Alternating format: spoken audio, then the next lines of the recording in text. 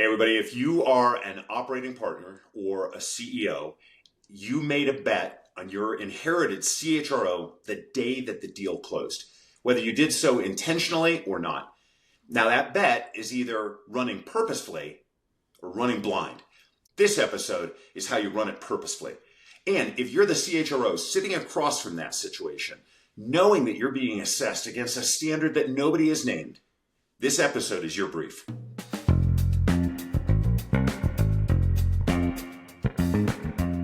Hey there, senior leader, and welcome to the Talent Sherpa podcast. This is where senior leaders come to rethink how human capital really works. I'm your host, Jackson Lynch, and today I am joined by my co-host, my friend, Scott Morris. He's a former CHRO with all the scar tissue to prove it, a man who once described talent strategy as the thing you do when financial engineering stops working, and the founder of Propulsion AI. Now, Scott, today's episode has two audiences, and we want to name that right up front. The first is kind of the operating partners, CEOs, and the senior executives who close the deal. And those people are the ones that walk in and inherit a CHRO sitting in chair.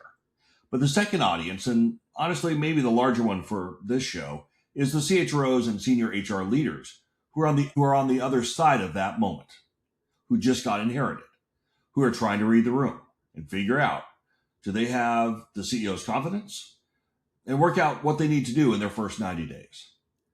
Now, you and I have been in both of these rooms. I've been on the operating side, working inside a PE-backed environment on trying to help people with talent strategy. I've walked into the post-close situation where there was a CHRO sitting in the seat and a question that no one's really asking out loud.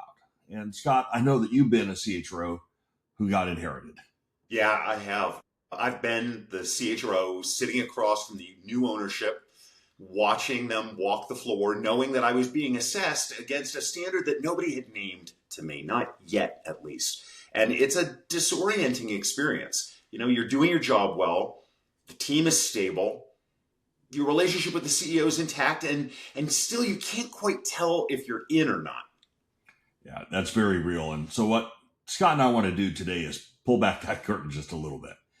And if you're a CEO or an operating partner, we're going to give you a framework for how to think about this clearly and importantly early. But if you're the CHRO, and again, we know many of you are, we want to give you the internal logic that the OP is using, because if you understand the framework, you can get ahead of it. You can demonstrate value in the language that they are already using to assess you. And I think that changes the conversation entirely. Hey, but before we dive in, I'd like you to think about something for just a second with me. Before your first meeting as a new CHRO, the CEO and your new peers, they have already formed an expectation, and it was built entirely on whoever held the role before you. It was never stated. It will be revealed. And in the meantime, you're going to default to what the role looked like when you arrived, while the CEO evaluates you against criteria that you've never heard. Now, that's the mandate trap. Left unnamed, it defines you. Named and negotiated, it becomes your advantage. When the new CEO arrives, the clock resets. Everything in the previous relationship that was built gets tested against assumptions that nobody hands you. Both windows are urgent. Neither stays open indefinitely. But the CHRO Academy can teach you how to find that window, name the mandate, and negotiate it before it closes. Head on over to mytalentsherpa.com. Check it out. Thanks, Scott. And let's now dive in and start where most operating partners are when they close a deal. Their immediate priority list is full. You have a 100-day plan. You have revenue targets, cost structure, maybe even a bolt-on acquisition pipeline. Talent is on the list, but the specific question of what to do with the inherited CHRO tends to land somewhere around item 147.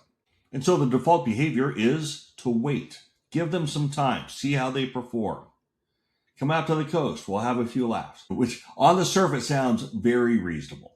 Yeah, it sounds reasonable until you realize what wait and see actually means in a compressed hold period.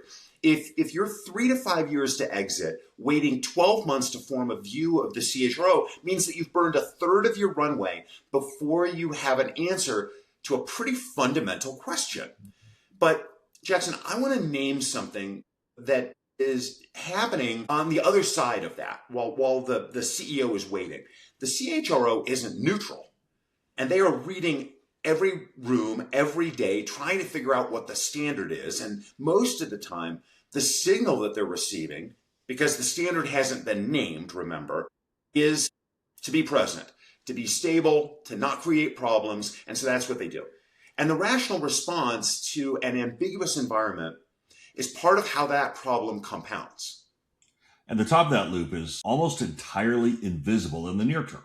It doesn't show up on a dashboard. It shows up probably as slower decision-making, strategic initiatives that stall at the talent level, leadership team dynamics that are slightly off in ways that nobody quite names because everyone's going through the same thing, right? And research from the people space found that top-performing PE exits are 6 times more likely to have had a CHRO who came in during the investment period than lower-performing exits. 30% versus 5%. That's not a marginal difference. That's a structural signal about what the relationship between HR leadership and exit performance actually looks like. Yeah, and it's the context that makes the wait and see approach hard to defend. Financial engineering used to drive the majority of PE value creation. That number has been falling for decades. And according to research cited by Hunt Scanlon, financial engineering now roughly accounts for about 25% of PE value creation, which is down from 70%, by the way, in 2000. But talent is now the primary value creation lever. It's not a support function. And the CHRO is the person who either connects that lever to the value creation plan or doesn't. Yeah, the Bain 2026 private equity report said the exact same thing. They wanted to put all the talent in the general partner bank. I'd put it in the portco, but the signal is still there. So the inherited CHRO question isn't a nice to have on either side of the table. For the CEO or the operating partner, it's a bet that you're making every day that you don't make consciously or purposefully. For the CHRO, it's an assessment that's already running, whether it is named or not, whether anyone tells you it's happening or not. The only question is whether either party is doing it on purpose. Yeah, and let me name the core structural issue here. The CHRO that you inherit was built for the company that existed before the deal closed. That company had a different set of strategic priorities. It had a different performance bar, almost certainly a different definition of what enterprise level HR required, fit to that prior state and fit to the company that now needs to be built are not the same measurement. And most of what the CHRO is demonstrating in those first months is competency at the prior state. Which creates a trap for both parties, to be honest. The stability signal reads as competence, the OP and the CEO. I'm assuming in all this that we have a new CEO. And the competence at managing the prior state HR function is real. It's genuinely valuable for a little bit. But it's not the same thing as capability to execute the new value creation plan. So the CHRO is not wrong to demonstrate stability and help. But if that's all anyone can see, then no one is getting out of it what they need from the relationship. And let me point something out, Jackson. You used a really important word right there. Managing the HR function. That was what used to get it done. It's not what's going to get it done. That's exactly right. So let's name some of the assumptions that keep folks stuck on this, on the CEO operating part. And by the way, if you're a CHRO listening, I want you to hear this as the internal logic that you are up against, because understanding it is how you get ahead of it. So the first one sounds like this. They have been here 8 years. They know the business. They're fine. We'll come back and deal with it later. I've heard that one a lot. And what strikes me is that it conflates two different types of knowledge. And you and I have talked about this one before on other episodes, right? This person knows the prior business. They know the culture that existed, which is, remember our definition of culture, an ingrained understanding of how you're expected to behave, right? The leadership team that was there, they knew them. The way that HR operated in that context, they knew that. That knowledge is real. They know the company that was. The question is whether they can help build the company that needs to be. Look, and I've been in that room myself. I've been part of a team that inherited an HR leader and led with, they know the business as a reason to hold off on the hard conversation. Looking back, what I was actually saying was different. I was actually saying, I don't want to do the work of assessing them against a standard that I haven't had time to figure out what, to define it yet. So the longevity was covering for my own lack of clarity. And I'm probably not that. Well, but that's the honest version, Jackson, of what a lot of people don't say out loud or don't think about so that they can say it, right? The assessment feels hard because the standard is fuzzy. So instead of sharpening the standard, we reach for tenure and stability as proxies.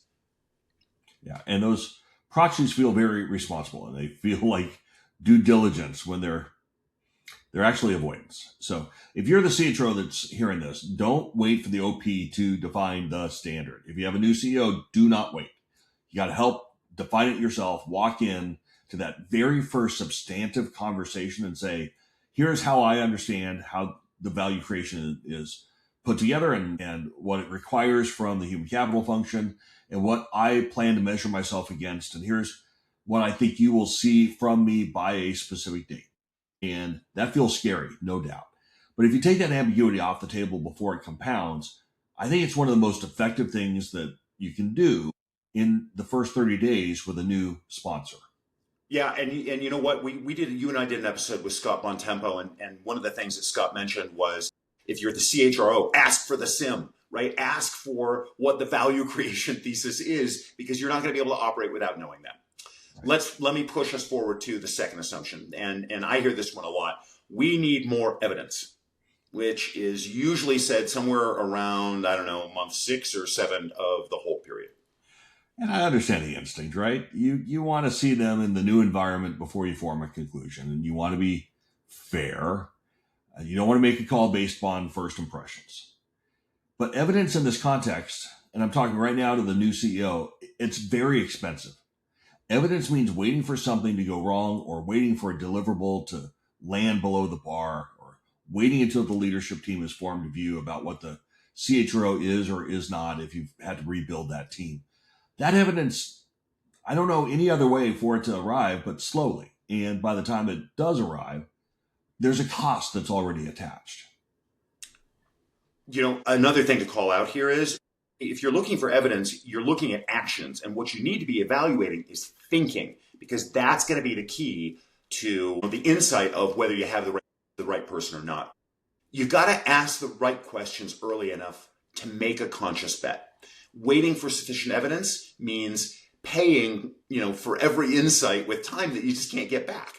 And the wait for evidence posture sometimes masks something else. It masks the discomfort of having a candid conversation early, because, doing that well requires the CEO to have a clear definition of what the CHRO is being assessed against. And that definition sometimes doesn't exist yet.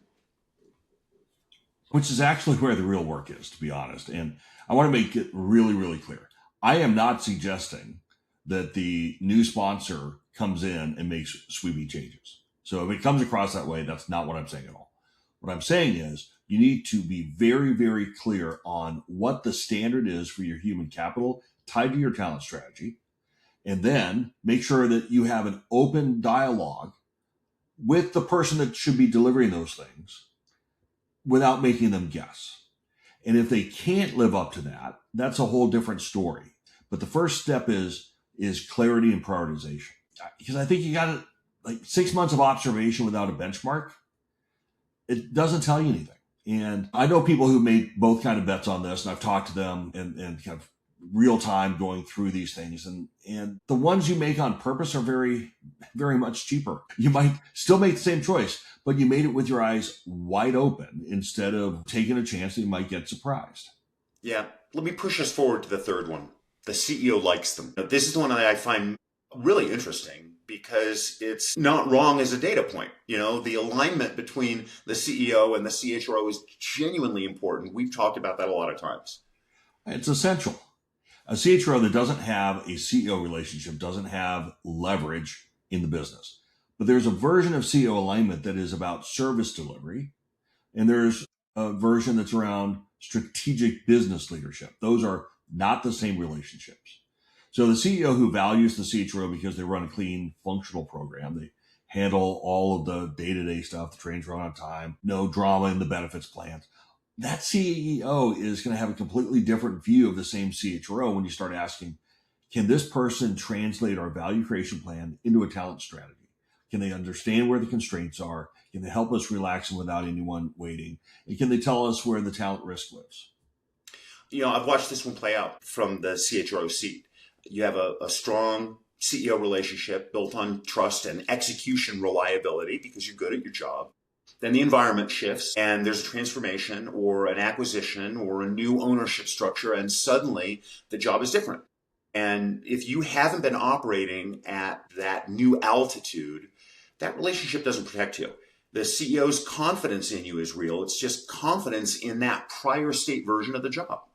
Which means the new owner sponsor's job is to separate those two signals. How the CEO feels about the CHRO as a partner in a prior state is an important conversation to have.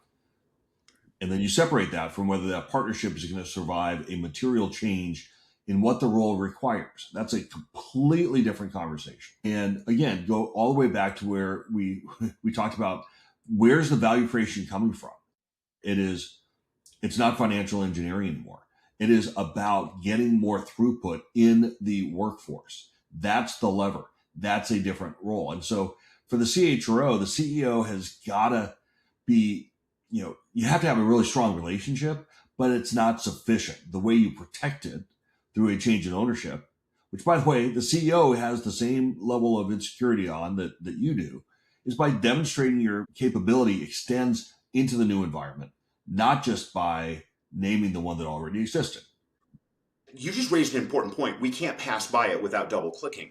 That CEO has a board relationship that might be new for them. Mm-hmm. And they're going through some of these same dynamics that the CHRO is. And if you're a CEO listening, the question you should be asking yourself is, what do I want out of that relationship? What is going to drive the business forward? And by the way, if your answer is, I just want no headaches out of HR, you got your answer right there. And that's a different type of person you want for the role. Yeah, and that's the fourth assumption I was going to name. It's not only do I think it's the most common, it's the one you just mentioned, but no one ever really understands the implication of that. And that's there's no drama there. I see where you're going, right? I've benefited from this one, and I think you have too. And an HR function that isn't creating any noise is not a small thing. It's good. But, managing the people operations of a company and doing it without drama is a real competence. And I don't want to dismiss that. But the absence of drama isn't a strategic signal, right? Drama-free HR tells you that you've got a well-running function, but it doesn't tell you that as a CHRO, you are operating at enterprise altitude.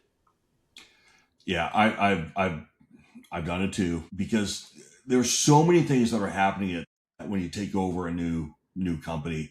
And I've been a part of an adjunct operational team that comes in and looks around, and you have to make strategic bets. And earlier in my career, I was guilty of not being as well. I would always take the position, I can get them to where they need to go. So you guys do the other stuff. I'll go work on that stuff. And what I have learned over the years is that was not done within the language the board uses to think about the investment risk. No drama HR and high altitude HR look completely different from the outside, right? One produces stability, the other produces business outcomes. And of course, you want both, but you can't substitute one for the other. And most, post-close environments after an acquisition has been made are asking you for both at the same time. So for CHROs, I think this is worth sitting with. No drama is the primary thing that people would say is your contribution. You may be delivering real operational value, while your strategic value remains completely invisible to the people that are making the assessment about you. Visible value and invisible value aren't weighted the same. No, and as you think about the high altitude piece that you note, it's the key thing is you got to understand what the criteria is you're being evaluated against, right? And if you're on the evaluation side, you need to be open and transparent about what that looks like. Otherwise, I wish I had a better analogy for this, but you are looking at the same art piece in the Louvre, and you're reaching completely different conclusions from it. And that, for any art historian people out there, is only available if you're looking at Picasso. So, Scott, there's a dynamic underneath all of this that I want to be really careful about naming because it describes what happens to both parties when the standard is never defined. So, the operating partner who delays the assessment, the CHRO who is smart, experienced at reading the room accurately, they receive a signal that says, like, don't make any noise, be present, be stable, maintain the team. So that's what they do. They run the HR function well, which is not nothing. They produce clean deliverables. They manage the CEO relationship and they stay out of trouble. And that behavior looks like performance, right? From them. the outside, it's like the CHRO is contributing, the team is stable, no flags. But here's what the CEO is likely actually thinking while watching all of that. I still don't know if this person can execute against the value creation plan that I got handed from the new board. You know, the clean deliverables aren't answering the question that the board is carrying. Like, and what's happening at the same time is the value creation plan it's not static. It's actually moving forward, but it's moving forward without a talent strategy attached to it. Right. And if the EBITDA model assumptions have baked in something around leadership capacity, performance, making sure that you have no risk in your critical positions, like those assumptions are either being tested or tracked or they're not. It's binary. And in the absence of a CHRO operating at that altitude and you telling them that they need to, they're usually not being evaluated at all. Right. And by the time the gap becomes visible, right, the organization's 12 to 18 months into the hold period and the pressure is going up and the relationship between the CHRO and the CEO and maybe the board or the operating partner, right? There's organizational history now. The cost of making a change in every direction has gone up. So let me step back as my industrial engineer and see if I can name the pattern. The loop, I think, looks like this. The delay produces ambiguity about the standard. Ambiguity produces the HR activity that looks like contribution. Activity without altitude fills the assessment window. The window closes. And the cost of that misalignment in years 1 and maybe even years 2 was never on a dashboard except for EBITDA, hold period, multiple of money. So I want to just make sure that we're 100% clear with the people who are listening. When you say the window closes, you mean the window of opportunity for that CHRO to operate at the right altitude to deliver value for the workforce, right? Yeah, and within a hold period, Scott, I have two things that I think get pretty frustrating as you look at private equity. And I wrote about this in a Substack in, I think, the beginning of March. And that is, you have a lot of public company number 2s that come in to become private equity company number 1s. They bring the public company's playbook with them. Problem is the time horizon with all of those. Okay. A typical period is between 3 and 5 years. Some are a little more, some are a little less, depending on, but just go with me on that one. Which means that everything you do has a cost benefit that needs to be positive within that whole period. Most public company playbooks have a much longer ramp. And so you have a combination of two things. You have a CEO that comes, or I'm sorry, you have a CHRO that comes in, is delays 2 out of the 5 years. That gives them 1 to 3 years left to deliver all of the value built into the thesis before it closes. And then if you came from a public company coming in, there's no way that you're going to be accretive in that time period. That's what I mean by it showing up in the exit. And, you know, I think largely, although the Bain report doesn't say this specifically, they do say that the hold period is actually moving. It used to be 3 to 5 years. Now it's 5 to 7 years. And I think what we're talking about right now is probably a large contributing factor. Well, it is moving, but I have no hobbies, so I actually read the whole thing. It's not moving because they're saying we would now like to hold things 5 to 7 years. Okay, it's moving because they relied heavily on financial engineering, and now what they need is EBITDA growth. The biggest lever around EBITDA growth is all tied to human capital, not only on the cost line, but in who is on the team and the prioritization of it and how that flows through the organization and the friction-free relationships that let those things happen well and consistently, reliably. And all of a sudden you're 3 years in and you haven't started any of that work because you've been too busy doing other important things in the business. Well, now your biggest lever has been ignored for the first 2 years of the thing. That whole period just moved over, in our example, the exact amount of time that it takes for you to figure out you have a problem. There are two other data points, and these are a little older, but I haven't seen anything that says these aren't true today as well. And that is, in portfolio companies, most companies make a change in the CEO, but they do it late. So this was an Epson Fuller thing. It's probably 5 or 6 years ago old now, maybe even a little older than that. But again, I don't think it's changed dramatically. But it was something like almost 70% of CEOs get changed, but they get changed on average at the 27-month mark. And the majority of them are really between month 18 and month 30. Okay. So what does that mean? That means for a brand new CEO to perform in front of their new boss, they need to be seen as performing way earlier than they ever have. And so hear me out. I'm on a little monologue here, but this is, I think, critical timing for our listeners to understand. If I am going to be moved out at the 27-month mark, that means that they decided to move me out 3 or 4 months earlier. Okay? Because they're not going to just run open in most cases. That's not what these guys try to do. For them to make the decision at the 24-month mark, that means they've lost confidence at the 18-month mark.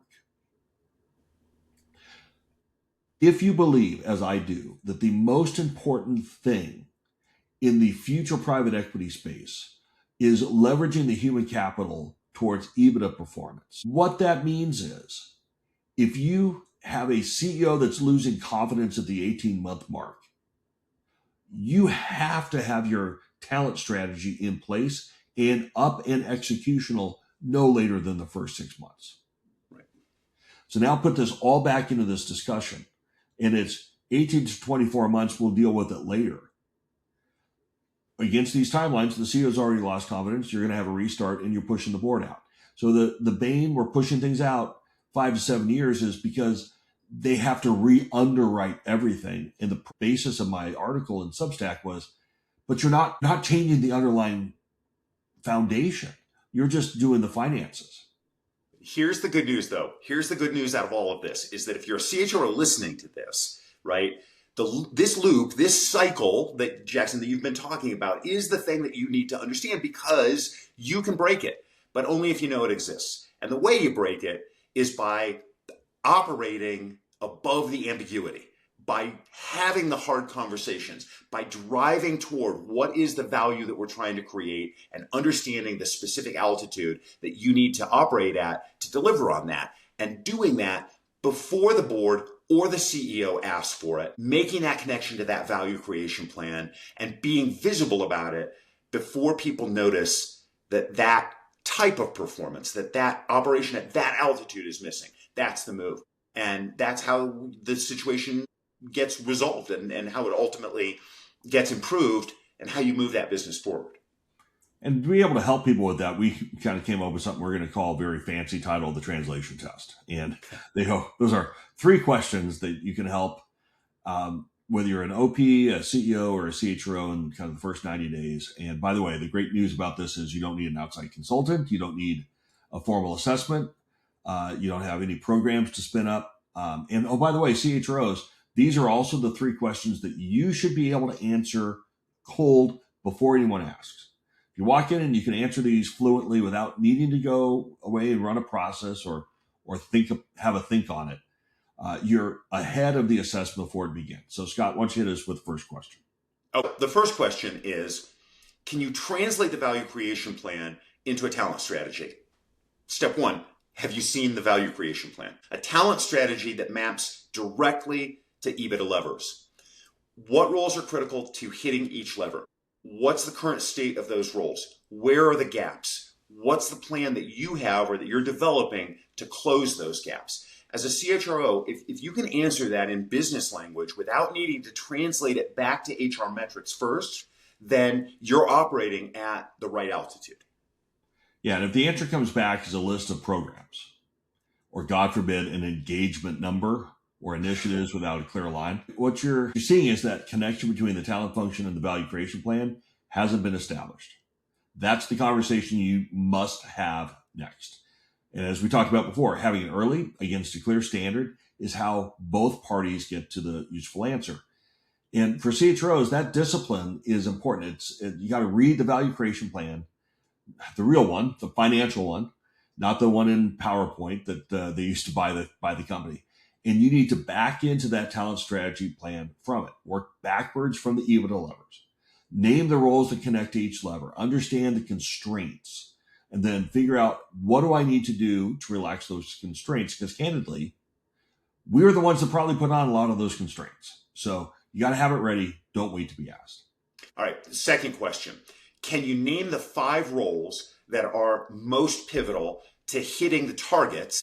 And then, can you figure out whether the right people are in those roles right now? 5 roles where the difference between a really, really strong performer and an average one changes the outcome of the value creation thesis. Title and org chart position are not the filter. Business outcome sensitivity is. This question is a very specific diagnostic. A CHRO that's operating at altitude has already thought about this. They have a point of view on role criticality that's tied to the business model. When you ask, and the CHRO can answer it without needing to go away and have a think, run a process, that's how, as a new CEO or an operating partner, you can see altitude in high altitude in real time. When the answer is, I would need to look at the organizational design. Okay, what you're now seeing is the business outcome lens on role clarity hasn't been built in yet, which is fine. It's useful information. It tells you exactly what your next conversation with them needs to be. If you're the CHRO, build the analysis as quickly as you can, because having a clear business language view of what roles are pivotal and who is in them is the definition of operating at enterprise altitude. And when the OP eventually asks, and they will, having the answer ready is a very important signal. And, Jackson, one thing that I would add to that is you have to be out loud about it too. Being really, clear and visible about, this is what I'm identifying as the value lever that gets us to the bottom line number that we want to be to. Because I will tell you, I got killed for doing this silently. Killed because I was making moves. I had assessed the roles. I knew the 5 critical roles. I knew we didn't have the right people in them. And I was moving to move those people out. But what I didn't do, and it was a fatal flaw, unfortunately, was come back and say, this is why we need to move these people out. Because here's the value creation plan. Here's how that translates to bottom line. And here's what's in our way right now. So let me punch in there, because you hit on something that's real. It's a hot button for me this week, because I was having a conversation with a colleague of mine, and I made a comment to him that then he turned into a post that ended up, I think, had several 100,000 people like it, and he took full credit for it. And I'm like, dude, that was literally my line. But here's what the line was. For a group of people who spend so much time talking about a seat at the table, which again is a participation trophy in corporate lingo, when you finally get to the damn table, too many of us ask if we can talk. To your point, that's what you did. You can't do that. You know the answer. Lean into that discomfort. Yeah. What's the worst thing that can happen?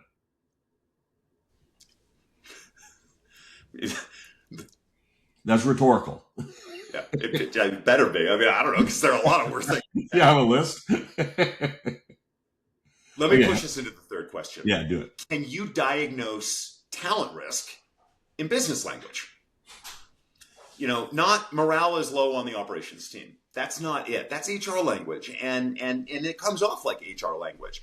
Business language sounds like we have a flight risk in the head of operations who has a significant offer. And if that role turns over, we're going to lose 6 months of progress on our cost reduction initiative, which represents about X million of bottom line at risk. That is a talent risk diagnosis. Do it that way.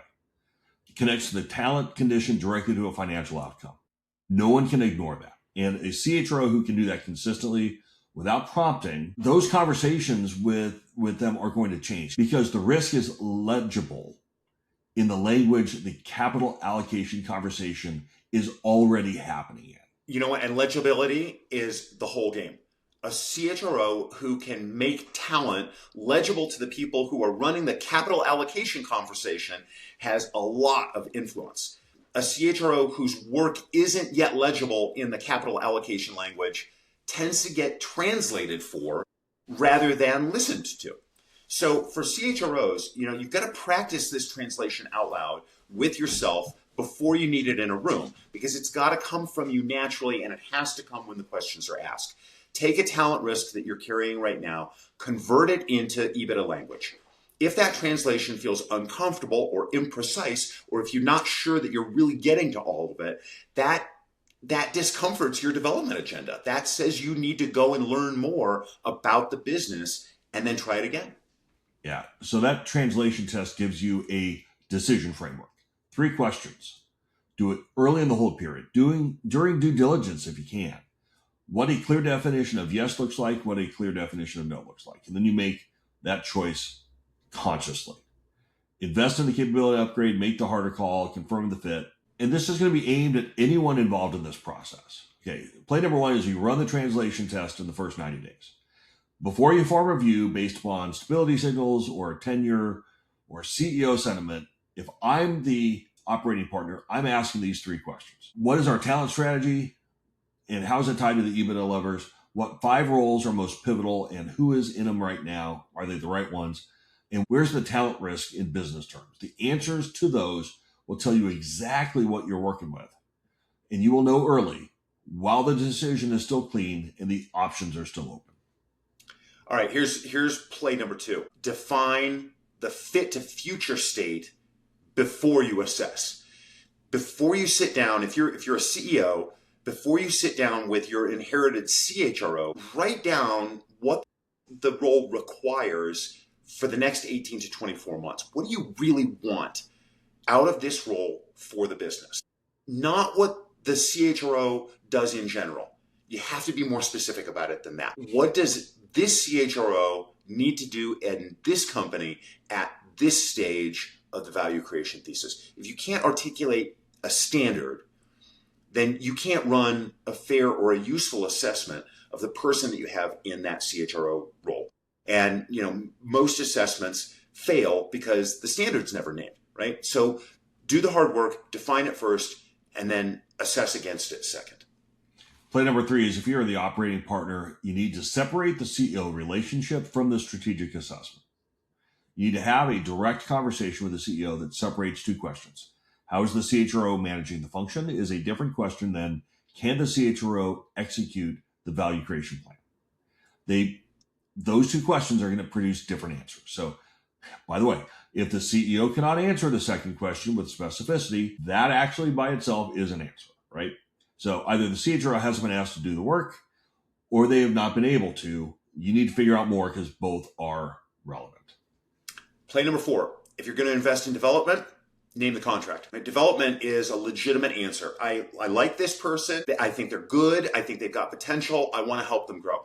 But that's only a legitimate answer if you name 3 things. The specific capability that you're trying to develop, the specific evidence that you need that the person has actually got there or is getting there, and that the evidence that you need to see, by the way, by a certain date, and what happens if they don't arrive? What happens if they can't have that growth or that they don't exhibit that growth? Without those 3 elements, development is a delay with really, really good intentions behind it. And a delay in a compressed hold period compounds in one direction. Which leads me to play 5. If you are making the hard call, make it quickly. This is really uncomfortable to name, and I've unfortunately been named. So I'm speaking from very firsthand experience. I think it's true. The cost of a CHRO transition in year 1 is lower than the cost of the CHRO transition in year 2, which is lower than 3, which is 4. You get the joke. The relationships are less established. The organizational history is shorter. The transition operationally is going to be hard either way, but the window between close and maybe month 6, maybe month 9, it's the lowest cost window. Most operating partners wait longer than they should because they want the CEO to have autonomy on that. It doesn't make the decision better. It's very, very, very expensive. And I think the CHROs who thrive in inherited situations aren't the ones that get lucky with a patient operating partner. They're the ones who understood the assessment framework early and they got ahead of it. So it's not politics. It's about demonstrating the altitude the role now requires in the language the new ownership structure is already using. All right, senior leaders, here is your favorite part of the show, the Talent Sherpa Summary, or as Scott always says, inheriting a CHRO is like inheriting a car that you've never driven. The mileage is there, you just don't know where it's been. I've never said that, but I think I may have driven that car. All right, here's what I want you to hold for today. 1, the CHRO you inherit was built for the company that existed before you bought it. Fit to prior state and fit to future state aren't the same measure. Your assessment needs to be against the company that you're trying to build, not the company that you acquired. 2, the cost of misalignment in years 1 and 2 is almost always invisible. It shows up in friction, drag, slow execution, talent risk that wasn't named early enough. By the time it becomes visible, the window for a clean decision has usually already closed. 3, the translation tests 3 questions. Can they translate the value creation plan into a talent strategy? Can they name the pivotal roles and assess who's in them? Can they diagnose the talent risks in business language? The earlier you ask those questions, the more choices you have with the answers that you get. And 4, the CEO's job is to define the future state before assessing it. And most assessments fail because the standard was never really named. The standard comes from the value creation plan, not from a general CHRO competency model. Yeah, and we keep going back and forth as CEO and operating partner. And honestly, I think both of those guys have a critical role in it. If it's the ongoing CEO, then the operating partner needs to do that work. If as part of the deal you have a new CEO that stepped in, then the CEO probably has a bigger part of that work. Hey, look, for the CHROs listening, which I know is a lot of you, this episode's not a warning, so please don't take it that way. It shouldn't be scary. It's a briefing. The operating partner, the brand new CEO, they have a framework for assessing you, whether they tell you what it is or not. You now have what that framework should be. You know the 3 questions. You know the loop that forms when the standard isn't defined. You know what operating at altitude looks like in the language of people who are evaluating the business. That intelligence, all put together, has one really useful application. Use it before you need it. Do the work. Because the question that they're going to ask is not, is this person capable? It's never that question. The question that they're asking is, capable of what, by when, and at what cost to the thesis if the answer turns out to be no. And if you can answer that question about yourself clearly, early, and in business language, that will change the conversation. And that is the earliest and most durable form of job security in a PE-backed environment you will ever have. So I want to say thank you, everyone, for tuning into the Talent Sherpa podcast, which is where, as you know, senior leaders come to rethink how human capital really works. And this is so much fun to do for you all. And Scott, I'm coming up on a year now, and it's just been so much fun to be doing this with you. Hard to believe. Yeah. And I had full head of hair back when I met you. Yeah. That might be made up, guys. I want to give a quick shout out to one of our favorite listeners. Hello, Carrie in Atlanta. Thank you for being a part of the Talent Sherpa community. And we want to thank everyone who's listening. We are now in 48 countries across the world, including this week, Lithuania and the United Arab Emirates. It is so nice to have you all with us. If you like today's episode, do Jackson and I a favor and subscribe to the podcast. Hit the like button. Leave us a review on your favorite platform, whether that's Apple Podcasts or Spotify or YouTube. We're across all of them. It would benefit the community if you just take a moment and just leave a review. It's free. It would be helpful. You're helping us. You're likely helping somebody else. And if you're a CHRO wondering, where do I start the AI journey because someone said you need to start your AI journey, I recommend you check out propulsion.ai. They're at www.getpropulsion.ai. They are building a team of AI teammates to help human capital leaders Focus on what matters to the business. And Scott, could you give us a quick summary of what you're able to help these guys with, especially operating partners listening? We help operating partners turn value creation plans into actual EBITDA. Don't forget, if you are an early stage or a new CHRO, Jackson has helped an awful lot of people who are exactly like you through personal coaching, through the CHRO Ascent Academy that we talked about at the beginning of the episode, through his best-selling Substack. You can find access to all three of those at www.mytalentsherpa.com. Thanks, Scott, and thank you to everyone who's listening. Until next time, keep raising the bar. Keep asking the question early, and keep on climbing.